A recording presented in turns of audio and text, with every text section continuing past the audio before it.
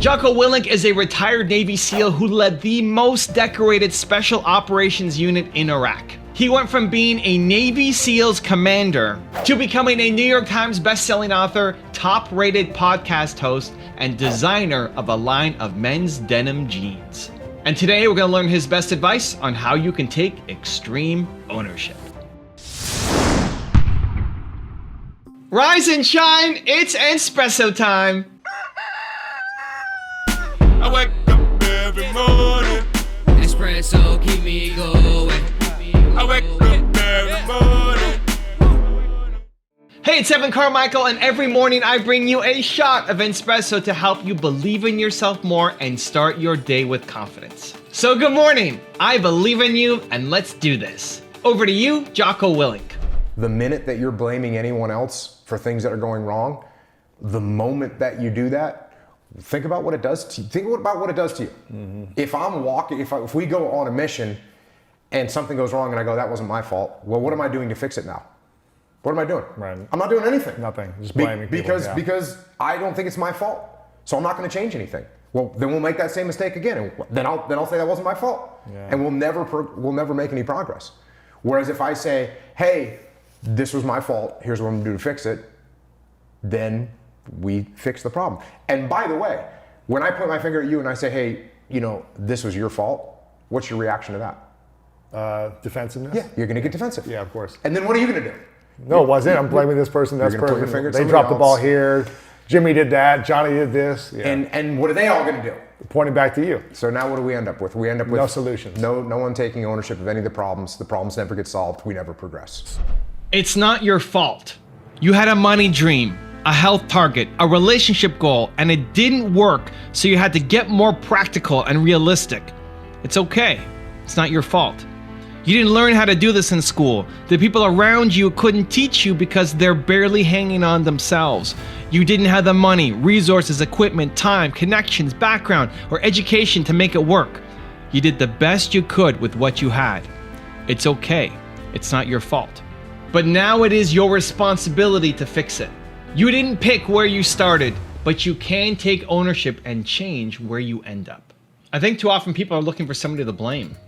You're looking for somebody to blame. You want to blame your teachers or your parents, the people around you, your country or your language barrier or what. You're looking for somebody to blame. And I don't know that even blaming yourself is that helpful. I mean, we're looking outside typically for people to blame. The next level up is blaming yourself. I don't know that helps too much. I think it depends on how you actually then apply it. But taking responsibility is the answer. To say, I don't even care whose fault it was. What are we going to do about it? That's what we need to work on. That's what we need to fix. Because if you're doing something new, if you're stepping outside your comfort zone, you're trying to build something that hasn't been done before, guess what? You're going to make a lot of mistakes. That's what's going to happen. And it's not about who to place the blame on. It's about taking responsibility, saying, I'm going to fix this and make sure that it doesn't happen again. I have a Movement Makers program. If you don't know, hey, you should join. Just sign up. Every month, twice a month, I'm in a live training with my students. We have different themes and topics that they vote on. And it's for 85 minutes of time with me to help you with the challenges you're going through, to help you build the movement that's inside you and what you want to create. Coaching time. It's part of my favorite time of every month is those 2 sessions in my Movement Makers group. And in our sales process, to tell people about it, we actually made a mistake for 2 days. So how our sales process works right now is people buy the book, right? We're promoting Built to Serve. If you haven't picked it up, you got to buy Built to Serve. And then once they buy the book, the next page says, hey, do you want to join Evan's Movement Makers program? We talk a little bit about it, and then they have a choice to get in or out, and then we ship the book to them. Either way, if they join Movement Makers, they get the book. If they don't join Movement Makers, they buy the book, they get that anyway. But we made a mistake. We made a giant mistake for 2 days where when we were talking about Movement Makers, we didn't say the price, and people joined and were automatically billed for the $49 a month that it is. And so we started getting all these complaints from people saying, hey, how come I got billed for it? I didn't even know how much it was. I just saw a little bit of information about it. What's going on? Now, luckily, everybody was fairly nice. The Believe Nation, more shocked than anything, wanted a refund, absolutely. Step one for us, my process was, okay, we need to first make it up to all these people. Like anybody who had this happen to them, that is not how I run my business. I don't want to just be billing people's credit cards and then not knowing why or what it's for. That destroys me. So, like, how do we make it up to these people? Of course, everybody gets a refund. That is no brainer. That's step one. But what else can I do? And what I was doing was giving people 25 minutes Instagram lives with me, where I was going live with them on Instagram for 25 minutes, answering the questions, helping them, free coaching for them, as well as exposure to my audience. And now people who watch me on Instagram could learn from them. And I just feel like by spending time with them, I'll be able to make it up. Like, I'm sorry, here's your money back, and here's extra coaching on top. I'm not selling anything. I just want to give you value and exposure to my audience. And they loved it. Then it's also, okay, how do we fix this, right? So that this doesn't happen again. What was the problem? Something wasn't copy and pasted over properly. We made a mistake, and we fixed it. It's you stepping into that role, right? It's me saying, okay, it wasn't my fault. I didn't do this, but it's definitely my responsibility to fix this. It's my responsibility to make it up to everybody who went through that payment program and feels ripped off. It's my responsibility to make sure that we fix the hole so that it doesn't keep happening for more days. It's my responsibility to fix our process so that it doesn't happen again, so people don't get disappointed in the future and the same thing comes up again. That's my responsibility. And it's yes to people on my team, for sure. You know, the person who actually did that error feels terrible. I said, don't feel so bad. It's okay. Like, don't worry about beating yourself up. Let's fix it. And then let's make sure it doesn't happen again, and then help me brainstorm solutions to get out of it. So I think people get locked too much into whose fault is it? I want somebody to blame. I want to point the finger at somebody. And then the next step is people want to point the finger at themselves. Say, I suck. Look at me. I can't do anything. I'm a loser. I'm an idiot. It's not about blame. It's about just taking responsibility for where you're at. To say, this is where I'm at, this is what happened, and by the way, this is going to happen many times as an entrepreneur, right? You're going to make mistakes. That's part of doing something new. That's part of trying to have an impact. You don't help everybody. You make mistakes. But often the best relationships that you form come out of mistakes. Come out of you made a mistake. Somebody got slighted. Somebody got upset, and you over deliver. You make it up to them. A lot of times those are the best relationships, because they love you, because of how you approached it, because you said, this is my responsibility to fix it. Instead of blaming your team, instead of blaming the customer is the worst, you blame the customer for making the wrong mistake. You blame the customer for picking the wrong option. No, it's my responsibility. If you pick the wrong option, and that's happening consistently, it's like our form wasn't easy enough, right? It's our responsibility to fix it. When you default to, it's not my fault, it lifts the burden, but it's my responsibility to say, I'm going to go fix this, and we're going to end up in a better spot, your entire life starts to change. So how do you actually do it? How do you step into your responsibility and ownership? I got a 3-step process I think you'll enjoy. But before that, if you want to learn how to have confidence and self-love, check out my 254 series. They're free. The links to join are in the description below. People want to know how to stop the laziness, and they want to know how to stop the procrastination. And I looked at him and I said, I'm not a brand. I'm a person. Self-discipline comes from the self. It comes from you. Okay, how do we do it? We're going to step into responsibility, into ownership. 3 steps. Let's go. Step number 1 is ask yourself, what do you dislike the most about your life or your business? When you look at your life, you look at your business, you look at where you're at, you're not happy. You don't want to stay here, right? Imagine where you are right now for another 10 years, 20 years, 40 years. If you're happy, awesome. If you're not, what are the areas that you don't like? It's not everything about your entire life you don't like. What are the things that you dislike the most right now in your business or in your life? Get really specific. Step number 2 is, how can you take responsibility for it? So it may not be my fault for why I'm here, right? The situation you're right now may not be your fault. You were dealt a hand, right? You were born in certain circumstances. Okay, great, right? Everything up to life right now has prepared you for where you're at right now.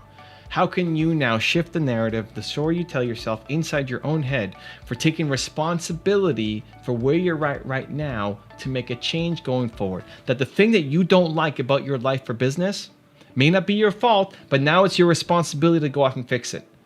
Because you're an adult now. I mean, unless you're not, if you're 8 years old watching this video, then maybe you're off the hook a little bit. But chances are you're an adult right now, and you can't keep blaming the people in your life anymore. You've had lots of opportunities. and you will continue to have lots of opportunities. It's time to step into the light and say, I'm going to make a change. That thing that I don't like anymore doesn't have to exist anymore. And I'm going to make sure that in a year, 2 years, 5 years, 10 years, my life looks dramatically different than what it is right now because you decided. So what are the things that you need to take responsibility for? And then step number 3 is how can you push yourself towards action? Understanding that you need to take responsibility is just an intellectual exercise. It doesn't count until you actually do something. You got to do it. You got to take action to build momentum. You got to start actually building the life, actually building the business that you want. And the point of this is not to push yourself down. A lot of times we'll look at other people, we'll look at the mistakes that we've made in the past. This is accepting the fault and the blame and saying, well, I suck and I'm too old and now I can never do this again, and all these mistakes and living in the past. That's not the point. The point is to push yourself forward. It's to push yourself forward towards the life that you do want, towards a business that you do want.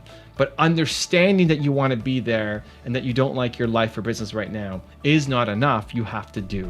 So what are the steps you can take starting today, right now? You can take some small step right now, immediately today, to something on that list. Like, what did you write down? One of those things you can take immediate action and momentum right now to make a change that will ripple throughout your business and life.